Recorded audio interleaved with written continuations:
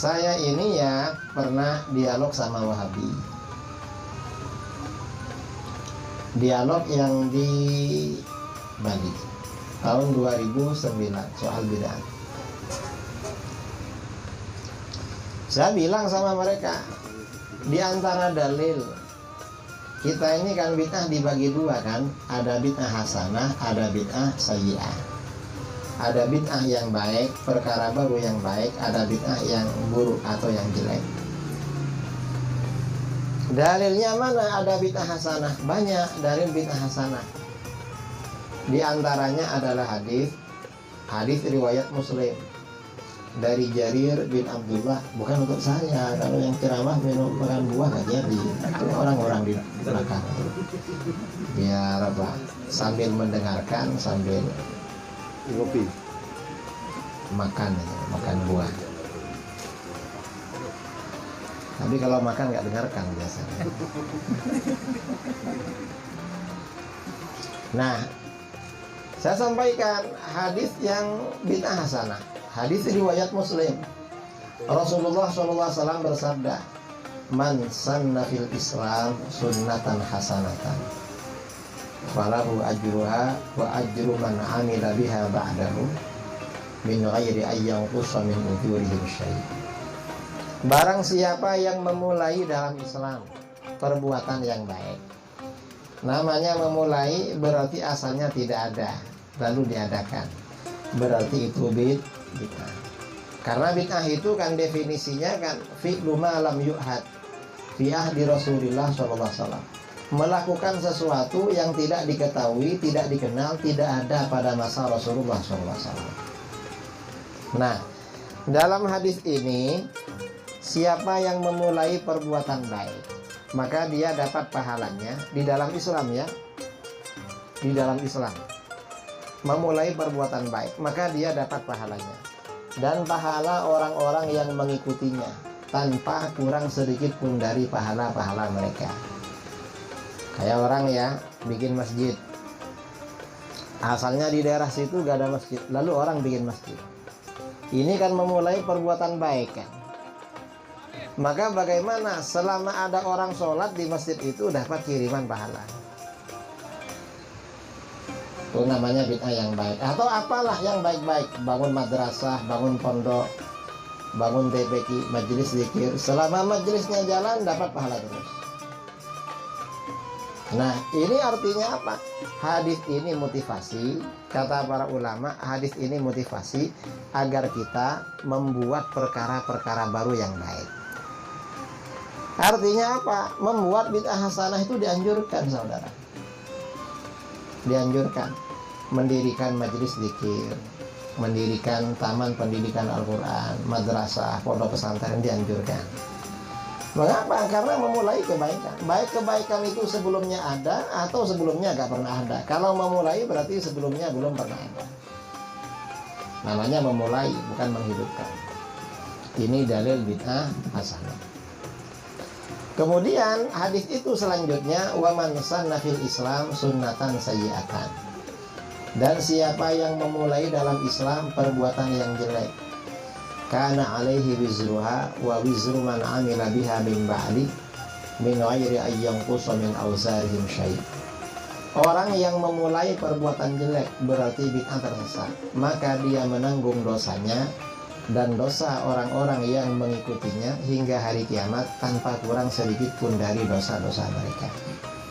Ini berarti peringatan jangan memulai bid'ah yang jelek, karena dia menanggung dosa dan dosa-dosa orang-orang yang mengikuti. Nah, kata Imam Nawawi berdasarkan hadis ini, berarti hadis semua bid'ah sesat, jangkauan hukumnya itu dibatasi. Dibatasi dengan apa? Yang sesat itu adalah bid'ah yang jelek. Kalau bid'ah yang hasanah yang baik, gak sesat. Karena di sini dikatakan yang memulai bid'ah hasanah. Ini. Begitu dalil ini disampaikan, apa kata si Wahabi? Kata si Wahabi, Pak Kiai, hadis barang siapa memulai perbuatan baik gak bisa menjadi dalil bid'ah hasanah. Mengapa gak bisa? Karena di situ yang tercatat sunnatan hasanah. Man sanna fil Islam sunnatan hasanah. Itu sunnah kiai yang dimulai, bukan bid'ah. Artinya sunnah Rasul. Saya bilang sama mereka, loh, kalau kamu mengartikan sunnatan hasanatan, di dalam hadis ini kan ada dua kalimat berlawanan. Man sanna fil Islam sunnatan hasanah, memulai sunnah hasanah. Yang berikutnya, man sanna fil Islam sunnatan sayyi'ah, memulai sunnah yang jelek. Ini kan berlawanan kan. Kalau sunnah di dalam hadis ini diartikan dengan sunnah Rasul, itu bahaya. Mengapa? Karena di sini ada dua sunnah berlawanan, sunnah yang baik, sunnah yang jelek. Berarti sunnah Rasul menurut kamu ada yang baik, ada yang jelek. Kacau kalau gitu. Mengapa kacau? Nah, Rasulullah itu maksum, nggak ada sunnahnya yang jelek itu, pasti baik semua. Saya bilang begitu. Akhirnya apa? Kata si Wahabi itu. Dan ini saya bilang yang dimaksud sunnah di sini sunnah secara bahasa, artinya perbuatan yang baik. Jadi bukan sunnah dalam arti bid'ah. Nah, kalau memulai perbuatan baik itu berarti kan maknanya bid'ah hasanah. Karena bid'ah itu perkara yang dimulai. Hasanah ya sunnah hasanah. Jadi begitu. Wahabi biasanya jawab itu kalau kita pakai dalil man sanna fil Islam sunnatan hasanah, itu sunnah Rasul. Bukan sunnah Rasul. Kalau sunnah Rasul ya pasti baik. Wong di sini ada dua kalimat berlawanan, sunnah yang baik, sunnah yang jelek. Berarti bukan sunnah Rasul maksudnya, tapi perbuatan. Sunnah secara bahasa, suatu perbuatan. Begitu disampaikan begitu, si Wahabi pakai alasan lain, ngeyel. Apa kata dia? Itu gak bisa jadi dalil bid'ah hasanah. Mengapa gak bisa? Karena ini kan menurut Islam kan, sunnah hasanah menurut Islam. Kalau seperti tahlil dan mulut, menurut Islam kan gak baik. Saya bilang, kamu gak paham lagi. Yang dimaksud memulai perbuatan baik dalam Islam, artinya dia orang Islam. Orang Islam bangun masjid, dapat pahala. Orang Islam mendirikan majelis zikir, menulis buku, atau apa yang baik-baik, dapat pahala. Nah, Islam ini lawan kata kafir. Artinya, kalau orang kafir yang melakukan, ya gak dapat pahala.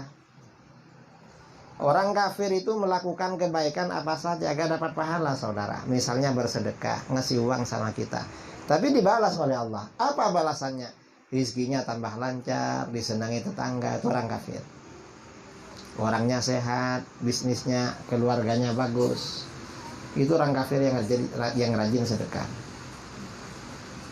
Mengapa? Ya karena kafir. Tadi itu Islam yang begitu.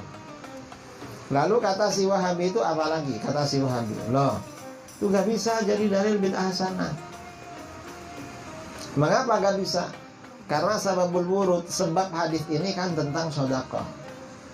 Rasulullah menyuruh orang-orang bersedekah. Jawaban kita, kamu tidak ngerti usul fikih. Dalam ilmu usul fikih itu al-ibrah bi umumil lafzi la bi khususis sabab. Yang menjadi tinggi memahami dalil itu adalah mengikuti keumuman redaksional, tidak mengikuti sebab yang spesifik, yang khusus. Walaupun ini sebabnya hadis ini disampaikan oleh Rasulullah SAW karena sedekah, itu kan sebabnya khusus, tapi bahasanya kan bahasa umum, berarti berlaku umum. Kata ulama seperti itu. Ini cara membantah Wahabi soal bid'ah